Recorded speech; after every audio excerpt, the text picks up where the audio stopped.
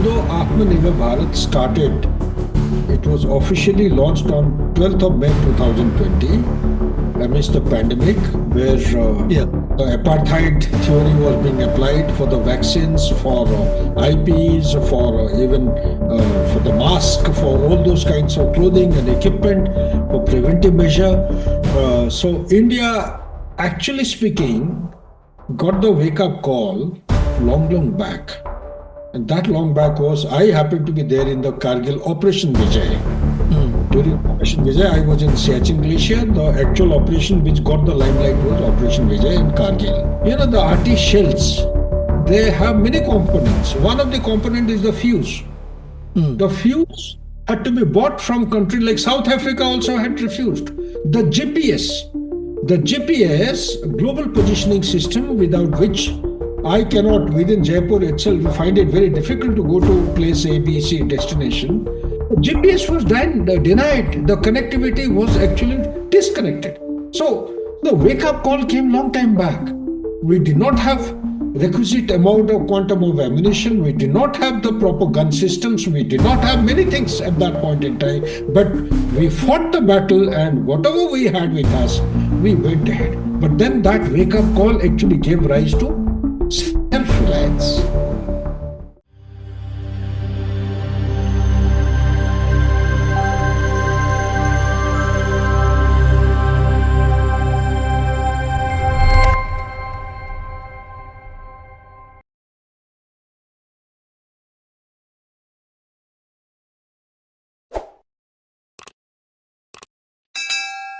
Welcome to Lighten, and we have a very eminent guest with us today, Major General Sudhakar ji.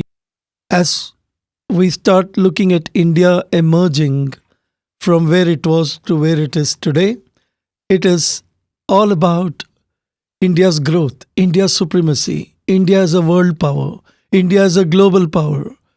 And these are certain beliefs, these are certain possibilities that we couldn't even imagine we could comprehend 10 to 15 years back. So what has changed? India has transformed significantly.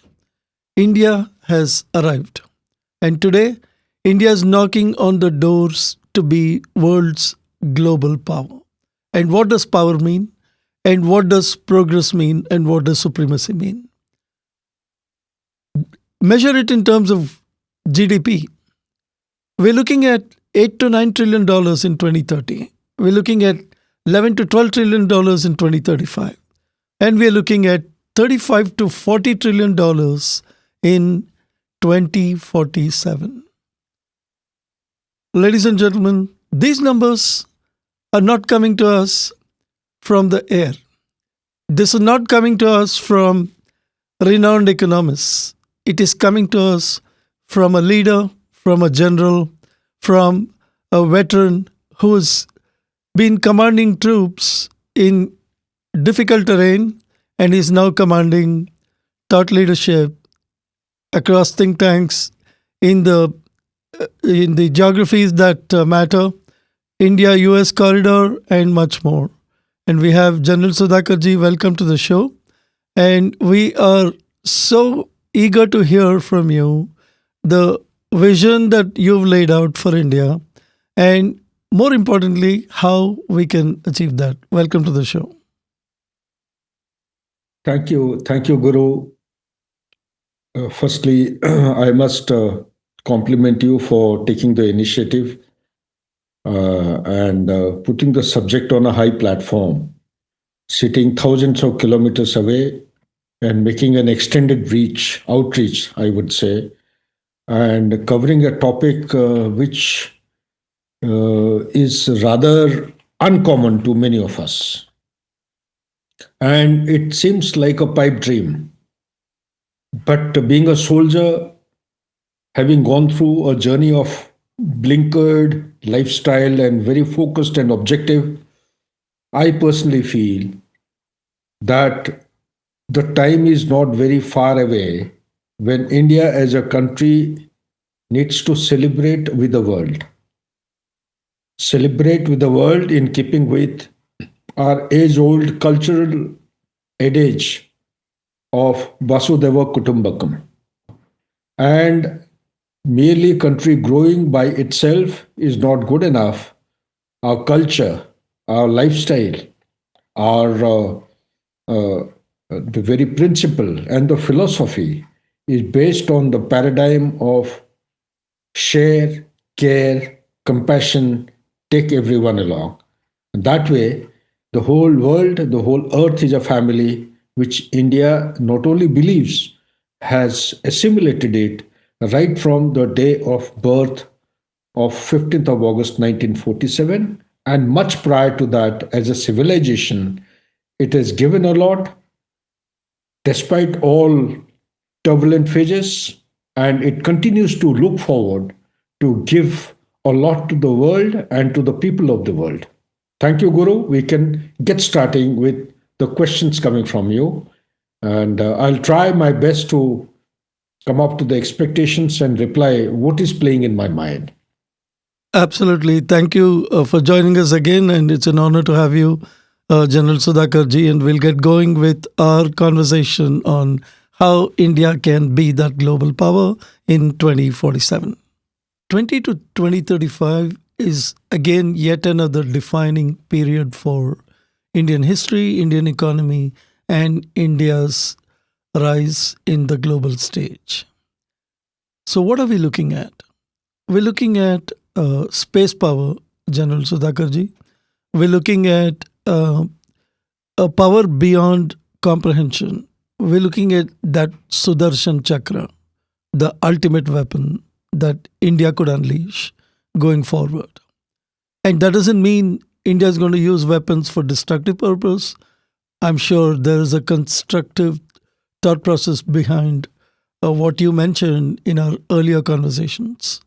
So, can you share with us a little bit about how India will play a role in space warfare, in space economy, and the Sudarshan Chakra that you mentioned, which is so very interesting?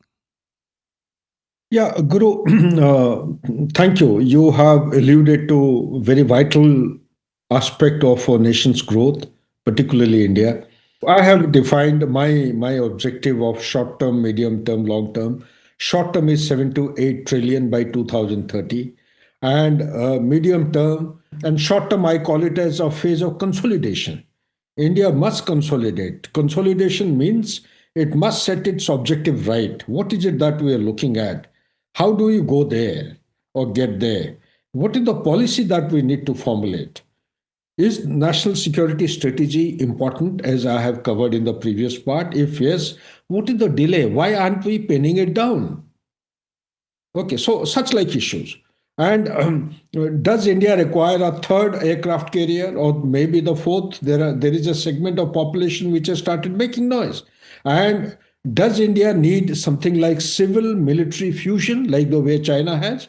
So all these put together, now we need to understand security is not all about that a common man thinks of military security. Security is also related to food security, water security, energy security, health security. Pandemic has taught us what is health security. So we need to be very, very clear. And so when you put all these things together, there is a thing that comes up before I respond to your specific question of space power, is called as comprehensive national power. Comprehensive national power is something which China was dabbling way back in 70s and 80s, early 80s. And to become a global power, they had set course by identifying a factor called as comprehensive national power. Often I'll be referring to China because this is very close to our way of thought process, being in proximity, and our dependency being very high on China. Not that I'm saying we compromise our strategic autonomy, but comprehensive national security has to be understood in earnest by one and all, and that is essentially not driven by military or economy or diplomacy alone. It has got technology, it has got law enforcement, it has got intelligence, it has got soft power, it has got many hard power that doesn't come to our notice. All these things have to be put together. It is going to be a whole of nation approach, 360-degree. That is called as comprehensive national power. Every bit how people talk, how they carry themselves, what is the discipline, the sense of timing, the clothing, how do they project themselves, what is the level of self-confidence when they are within the country, outside the country, what kind of vision do they have?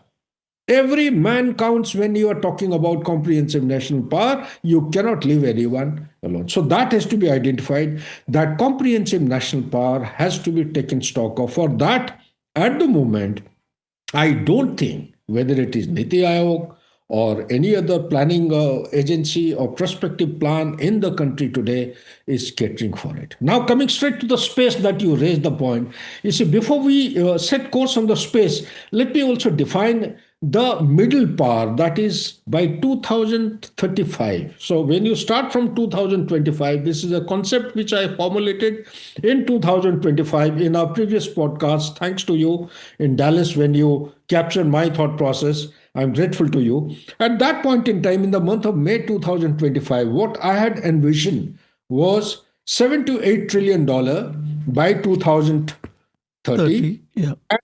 And by 2035, we must look for a target of approximately, if not more, 10 to 12 trillion. Actual, as per the rough calculation, it is coming more than 12 trillion.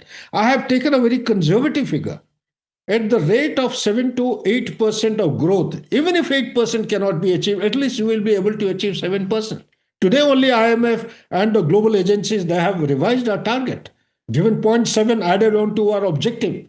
And so at that rate, let me quote somebody quickly, which you will understand as in the paradigm and domain of economics.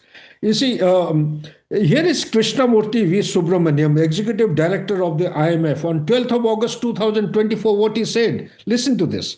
He said, as long as we are able to register 8% of growth, we can actually become a 55 trillion. This is not by a rough estimate, by a calculation. He's a renowned economist. 55 trillion economy by 2047. But he gives a caveat. He says that provided the state and central governments work hard to implement policies that will take the country's growth from 7% to 8% in rupee terms. Okay, this is what he had to say. So with that, I'm saying if the per capita today is around 3,000 US dollar, and by 2030, we achieve a target of, let's say, 4 to 5,000 US dollar. By 2035, we should be able to achieve something close to 6,000 to 700. What matters is the per capita income of individual person. That is what. Ours is a huge population of 1.45. When you divide the entire GDP by the number of people, then the per capita willy-nilly goes down. But it is already on the roadmap. The course is defined, crystallized, and not that it is going to have a smooth sail, but I'm very confident that my calculation, it will come to 6 to 7,000 US dollar, and that means it will have a lot of things associated with it. The manufacturing should actually jump rather than having high-end target like the course we had set in 2014, 25% by 2020, couldn't achieve. Today, 15.9% of manufacturing. Okay, at that point in time, 2014 was 16.7%. Instead of going up, we have gone down. So we need to identify what is it that actually holding us back. But we have to set a target of 20 to 25% by 2035 of the GDP should be our manufacturing target. That is what an R&D from 2 to 3%. 2030, we must reach a target of 2% from 0.65. That is the central and the start point of all research, innovations, scientific and technological advancement that we are talking of. Now, let's come to the satellites. I'm talking about the space power. So just to save on time, very quick reflections on where do we start. USA as on today has got more than 8,000 satellites. China has got more than 906 satellites. Russia has got more than 1,500 satellites. UK has got more than 700 satellites. France has got more than 100 satellites. Japan has 203 satellites. And India as on today has got 136 satellites. The low Earth orbit, which actually matters, we have just about 22 satellites, and we have set a course in next 3 to 4 years time. We are targeting something close to 100 to 150 satellites. Altogether, in the world today, there are 12,952 satellites in the sky or in the space. So why satellites are important? When you are talking about the space power, India did succeed substantially by carrying out anti-satellite operations. Okay, in 2019, if I recall. A future conflict will be disabled ab initio if your satellites are disabled. A future war may not take place the way we have been subjected to in World War One and World War Two, and what happened thereafter. Number of series of conflicts which have taken place, whether it is Arab Israel or India Pakistan or any country for the Russia versus China or any country for that matter, the conflict contour, the nature, and the character has actually undergone change. How is it done? There is a distinction between nature and character. Okay, the nature, the platforms will remain same. They will continue to remain relevant. But the character, how it is applied, the character has taken the domain of three additional components. Earlier we had land, sea, and air. Now the three dimensions which are being added are electromagnetic, cyber, and space. We have experienced how devastating the electromagnetic spectrum, if it is blacked out the way Hamas did on 7th October 2023, and launched a multi-domain operation or military attack against the most formidable armed forces of the world, that is IDF, Israeli Defense Force, successfully. And how many they killed and how many people they abducted or hijacked. Okay, so what I'm coming to is that basically the electromagnetic spectrum, which was not of any concern or relevance till date, has suddenly jumped and come onto a very relevant stage or strata or spectrum of utility. So having blacked out that electromagnetic spectrum from 6:30 in the morning till 6:50 or 55, I think roughly around 25 odd minutes, they carried out multi-domain operations which could neither be detected nor could be prevented at any time. So interception and detection is paramount if you want to neutralize the targets. And that's how they had a free-for-all. They penetrated across the border, went into Israel, captured the people, killed them, and took them hostage. So look at what has happened in Pahalgam on 22nd April 2025. Okay, similar kind. They used a radio communication which was encrypted, known as ultraset, given by China to Pakistan army, but it has been further handed over to the terrorists. So what I'm coming to is that today Pakistan is no longer Pakistan alone. Along with Pakistan, you have Azerbaijan, you have Turkey, but more than anything else, there is a frontline player which does not remain or come to the front, that is China.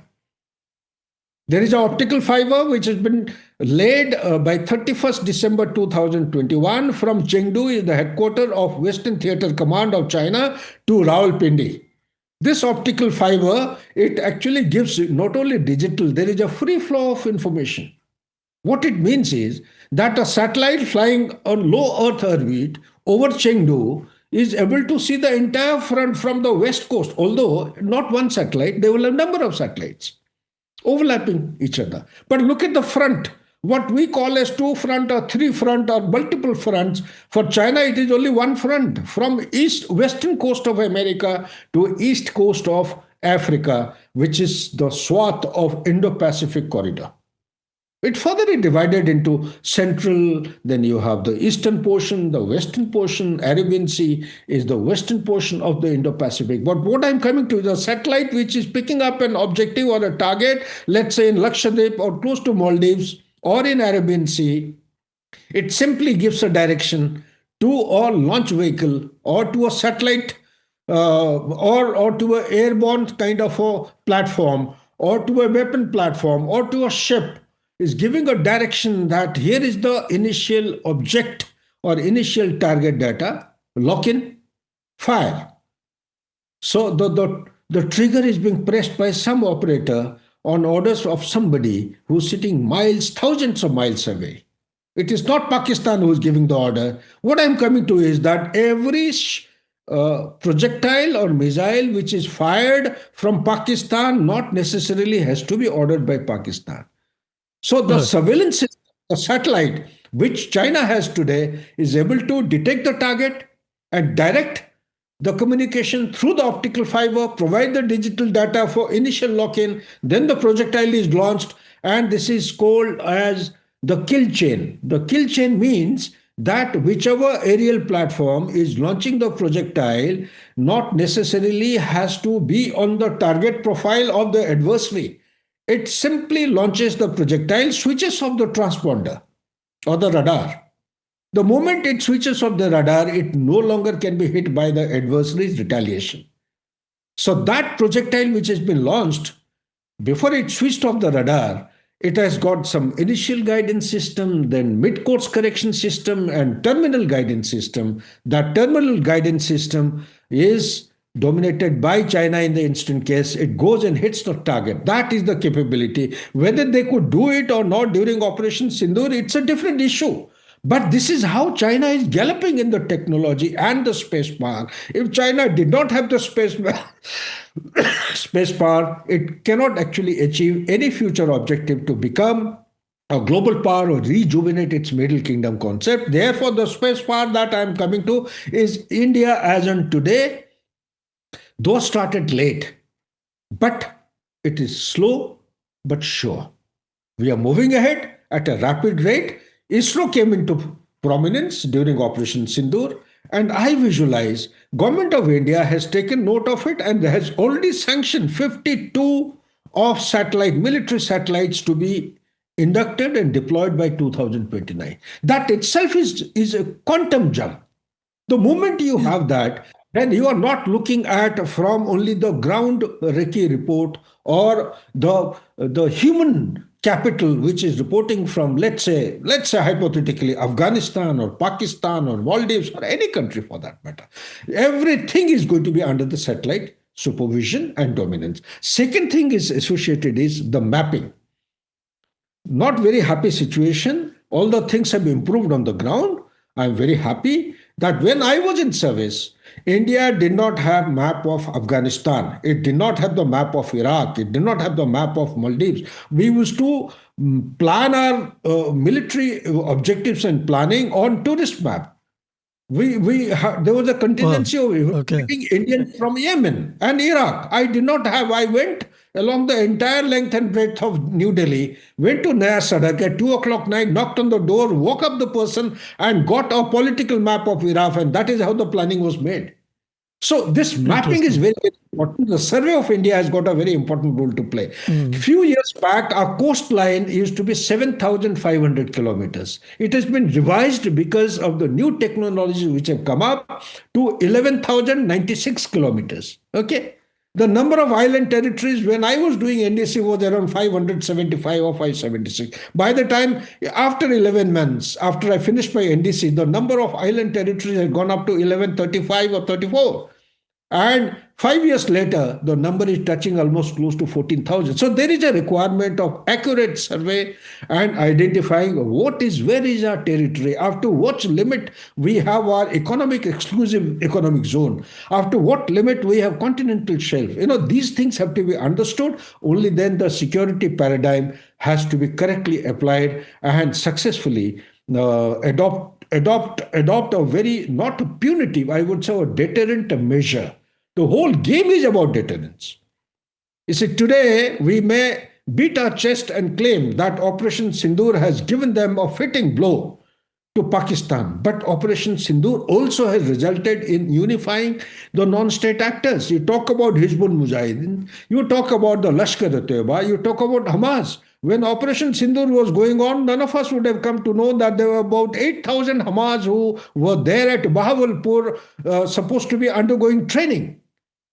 So if Hamas has shifted its base from Gaza Strip and gone to Bahawalpur, then I think we need to apply much more. The satellites have to cover a bigger overlay, and the swath of surveillance has to be all-weather, integrated, overlapping, and beyond the range that we are looking for, incommensurate or in congruence with the vision that we have set for ourselves. That is, the sphere of influence has to extend in the Western sphere from the Persian Gulf to Mediterranean, and in the eastern flank it has to extend from Malacca to South China Sea. So that is all I would say about the satellites, about the surveillance, about the space. Space is the ultimate power on which everything else is going to be developed, because today hypersonic missiles have come up. There is also a thought process and action is already in hands by some of the countries that in space they will be mounting the warheads, the conventional as also the military, that is called the nuclear warhead. These things have to go through a process of dialogue and discussion and consultation, because these are very dangerous realms which may put the world order in danger. So India is taking very significant strides in all these aspects and taking note as to where and which all aspects will contribute to make our defenses formidable. And last but not the least, you spoke about Sudarshan Chakra. People need to understand what is Sudarshan Chakra. What we experienced during Operation Sindoor, a formidable air defense. The hallmark of air defense of India was integrated. It was driven by artificial intelligence. What it meant was you had things like L-70 weapon system, you had Akash Tir, you had S-400, you had a missile system which came from Israel, okay, Barak missile. You also had system like the BrahMos, which had been integrated. You had different multiple aerial platforms and space platforms. So what it meant was, when a projectile was coming from the adversary, we had the sensor system. It picked up the projectile and identified the sector, okay, or the zone, and there were air defense resources allocated for that sector or the zone, which was given an order by selecting the appropriate and most fitting deterrent or the counter missile by an artificial intelligence system. And the artificial intelligence system selected the missile system or the air defense system. It went, it neutralized on the particular sector. Integration is very, very paramount. And that is why Pakistan, to large an extent, did not, despite having the state-of-the-art air defense equipment of HQ-9 and PL-15, that is air-to-air kind of missiles, and a very upgraded status of weapon systems of China, still they couldn't, because there was no integration.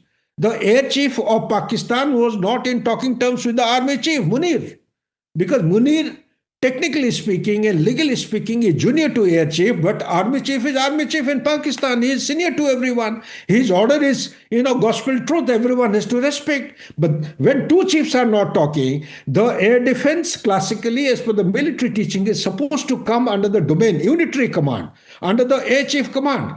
Unfortunately, the air defense system, which was under army, was not integrated, was not under the air force. Classic example is Bahawalpur Airport. Airport is just about 5 to 9 kilometers away from Bahawalpur militant camp or the terrorist camp. Bahawalpur Airport had very integrated air defense system, but 5 to 9 kilometers away, they couldn't give protection to the terrorists. All of them could be neutralized. The basic danger or the problem with any air defense system, whether you talk about Saudi Arabia or Israel or America, is the distance between 100 feet to 1,000 feet. There is a gap. If this gap can be penetrated by any of the armies as of now, until the countermeasures are effectively applied, this gap can be significantly capitalized to our advantage. And that is what India did precisely. And next thing is the beyond visual range missile systems.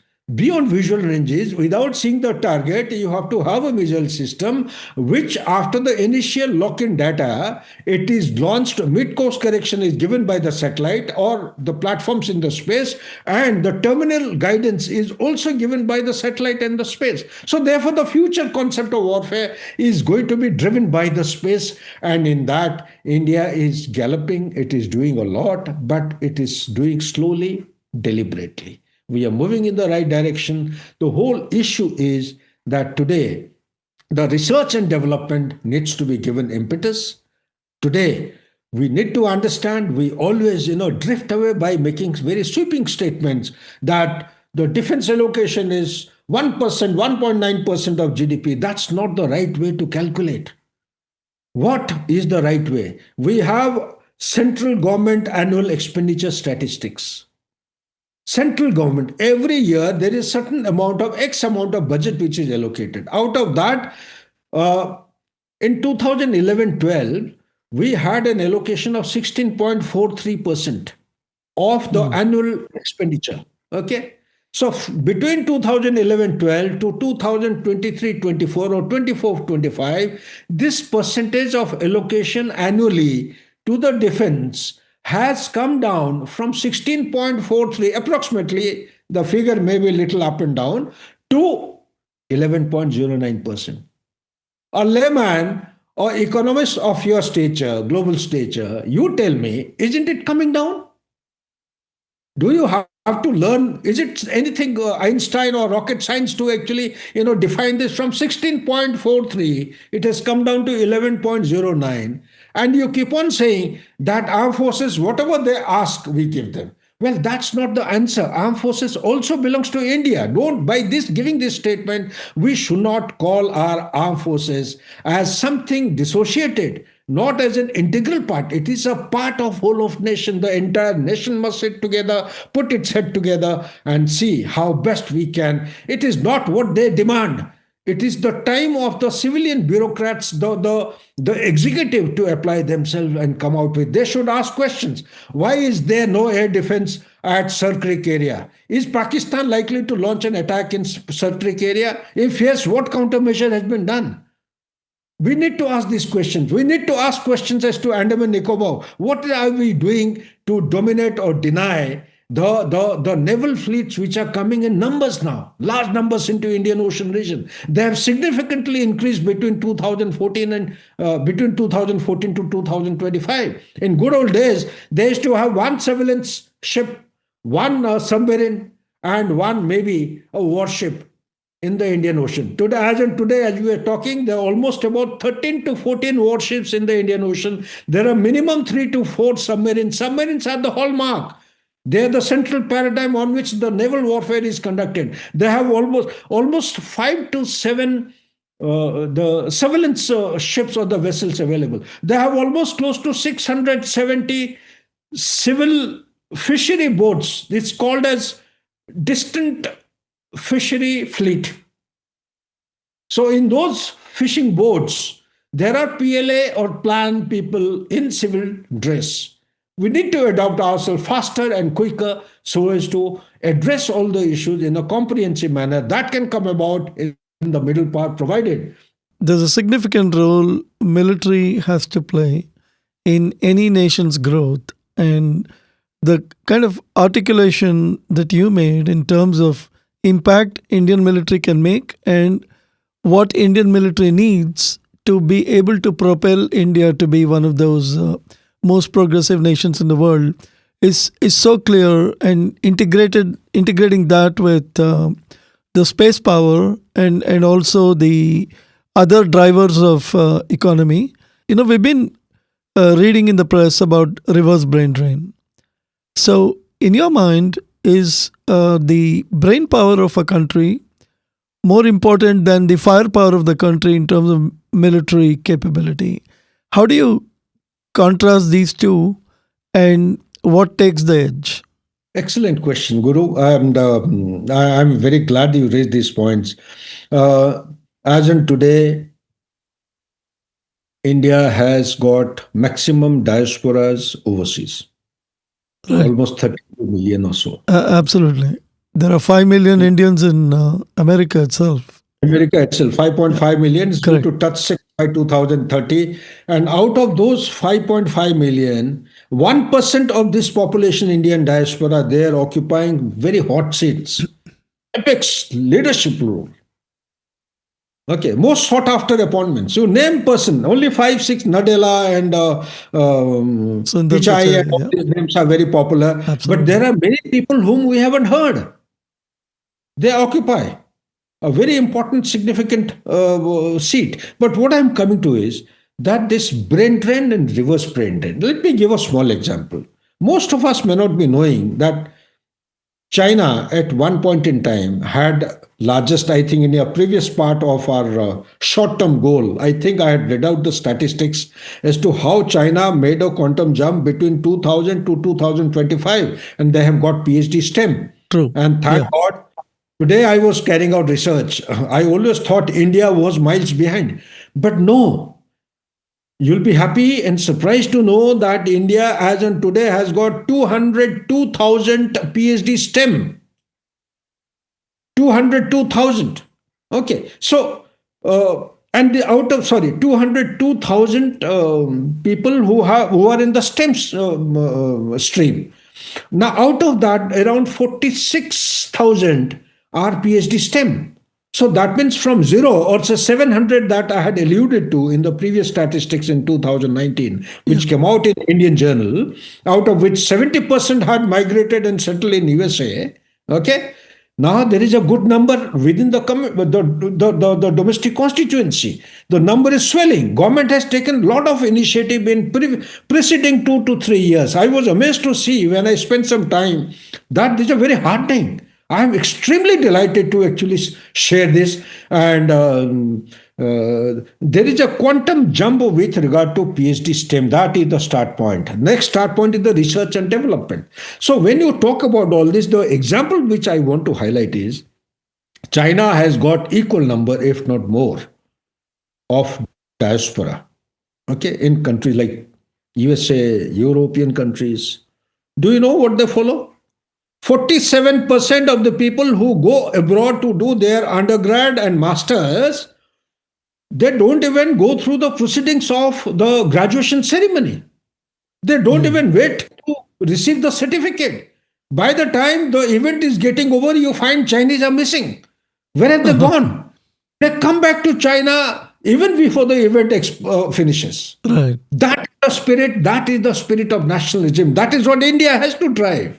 Everyone who goes abroad, he's an IITian, he's from BTech or something he's done in India. It is the Indian taxpayers' money. It is the nation which has invested in that. Therefore, let's not ape anybody blindly. Let's listen to the calling of the nation.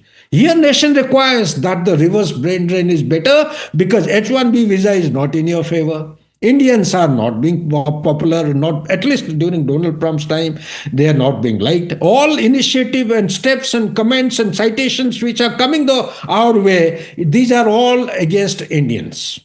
The Indian diaspora, whether it's America or any other country, I think there's so much of belonging as a nation. Indians in America, Indians for India. I'm sure every Indian overseas is thinking of India today. Although reverse brain drain is not as pronounced as what it is in China. I think that consciousness to contribute to where we come from, I think that has grown substantially in the Indian diaspora, and that's a very welcoming trend. And it doesn't mean one nation against the other. It is just that it is such a small world today. Nations have to coexist. And whether there's brain drain or reverse brain drain, I think today it's all about combining global resources to produce that impact that we need to make on the political and economic health of the nation. And I think I'm seeing that trend as well. But I do allude with you in terms of challenges that India is facing. And the brain power that India can tap both within India and outside India. Also, let me tell you one thing, that the spirit of it's good to go abroad, learn, earn dollars and become rich. But there is also a better thing and best thing to do for everything is not dollar and becoming rich. True. Absolutely. All of us have a role and responsibility. There is a duty for all of us. I have been telling my children, you are aware of it, my children are there in America. The first and foremost thing that I have been telling and not teaching, I have been sharing my thoughts with them, that it is very important to respect the roots that you have grown with. India is our motherland. We must dedicate always and every time, country comes first. Don't ask country what it can do for us. Ask yourself as to what you can do for the country. Unless you have pride, unless you have that kind of recognition about your country and that place, exclusive space in your heart, you may become a CEO of a multinational company, but definitely you cannot go and become a good, effective, nationalist, patriotic Indian or a countryman of any country for that matter. Therefore, there is a spirit behind all this. Everyone who goes abroad earns dollar must come back to India, give its remittances to India. Remittances also contribute to national economy. Absolutely. Absolutely. And compliments to you, Guru. Although you have never told me, I'm aware of the fact how a substantial portion of your earnings goes out on goodwill gestures and the kind of activities you do for the mankind.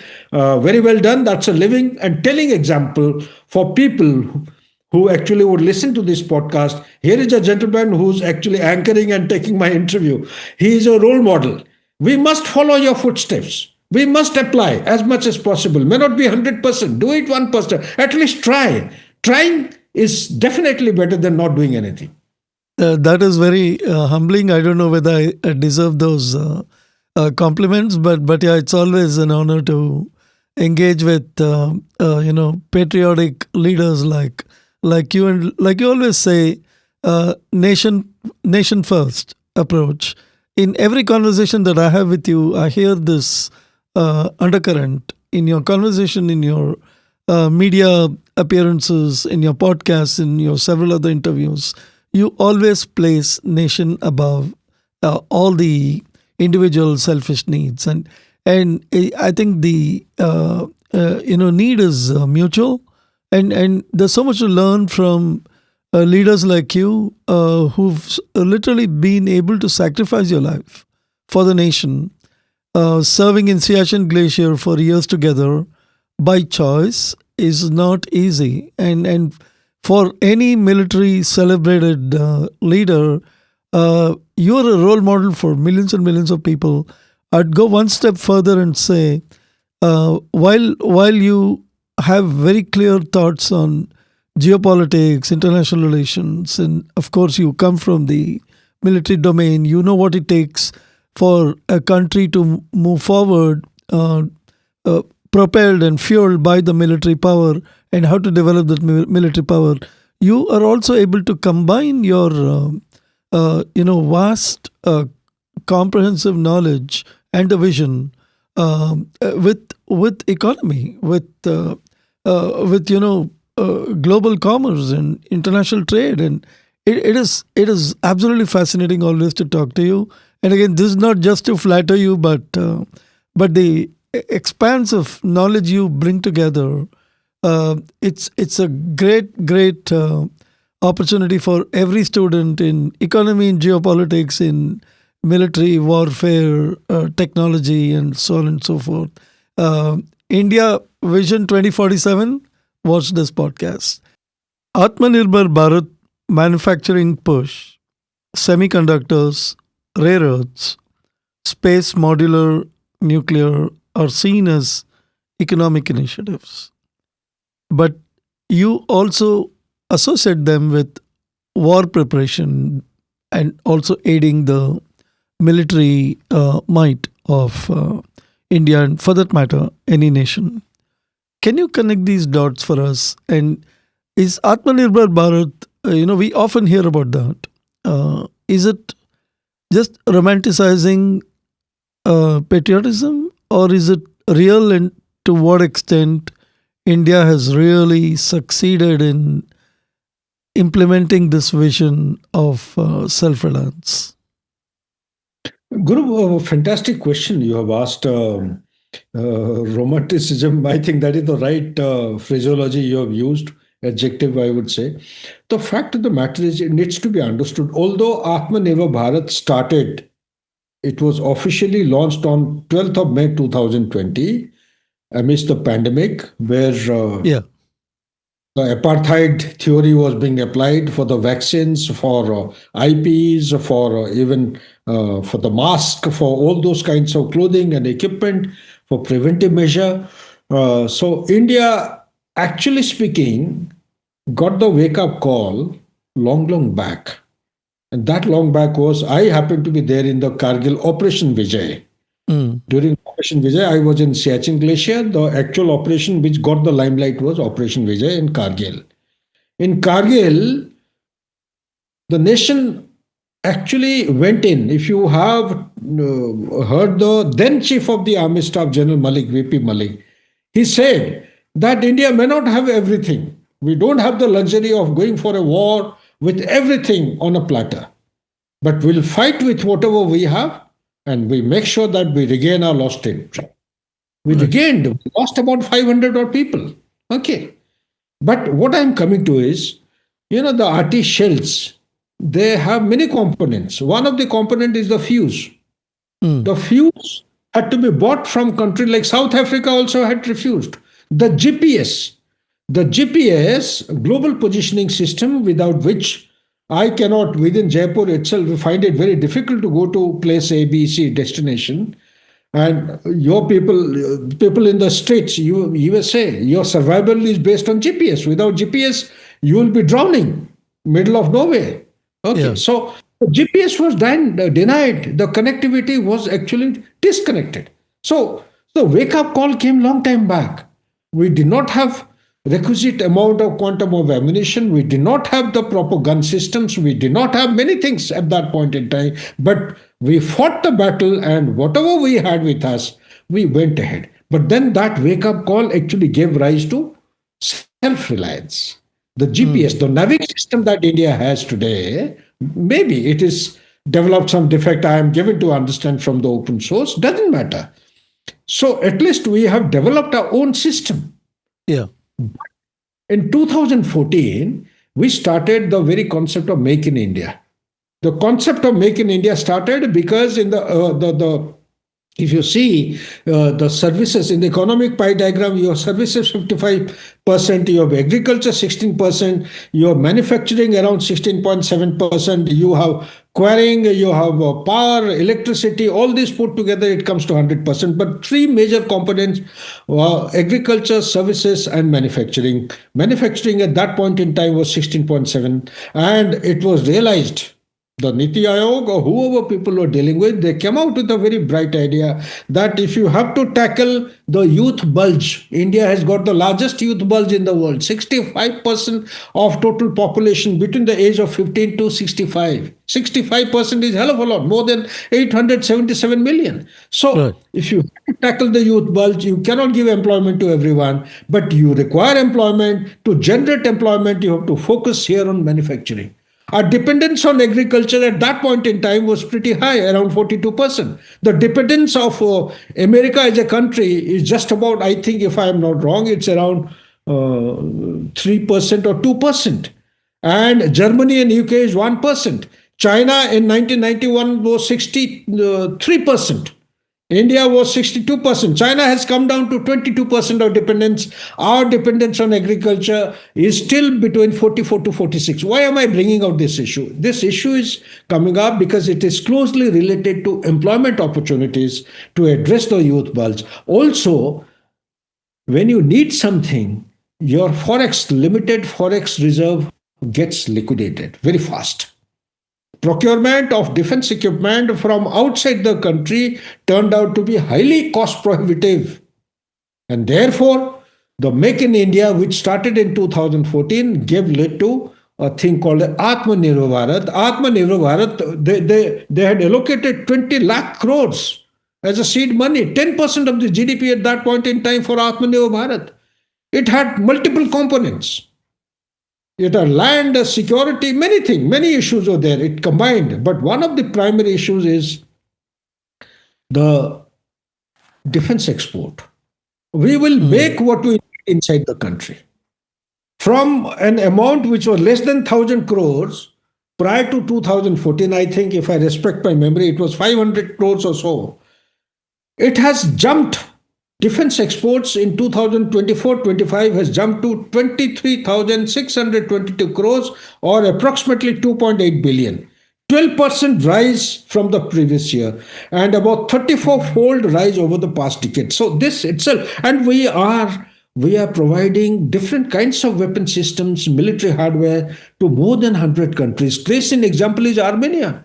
The Pinaka system, which indigenously has been developed by India, has been provided to Armenia. It's a deadly platform, deadly weapon system, and government is targeting to achieve a milestone or target of 50,000 crore rupees, more than 50,000 by 2029. So that is the kind of objectivity and the roadmap which has been laid out. And I think it has simplified export and the procedures, and it is increasing the indigenization. That is the primary focus and the self-reliance for which we are working. Back to you, please. It's so heartening to see India marching forward with this vision of self-reliance and the kind of thrust we see. In fact, in the delegations we bring to India, we see there's so much of activity in aerospace and defense, semiconductor, artificial intelligence, the core deep tech sectors, critical technologies, and there is an all-round adoption of modern technology. And India seems to be galloping away with the technology edge, which is kind of manifesting itself in various sectors, including agriculture, including of course, the space power, the manufacturing that you spoke about, and semiconductor. And there's really the entire gamut of Indian economy seems to have been placed on a rocket that is set to kind of go beyond Moon and Mars. And India sent the spacecraft to Moon, and I know India kind of could achieve that within the budget of a small Hollywood movie, and it was not billions of dollars, and that is so fascinating, and so cost leadership, thought leadership, technology leadership, and being a global power for common good, and when it's said the whole earth is a family, and espousing that vision and building that into power making and being a powerful nation.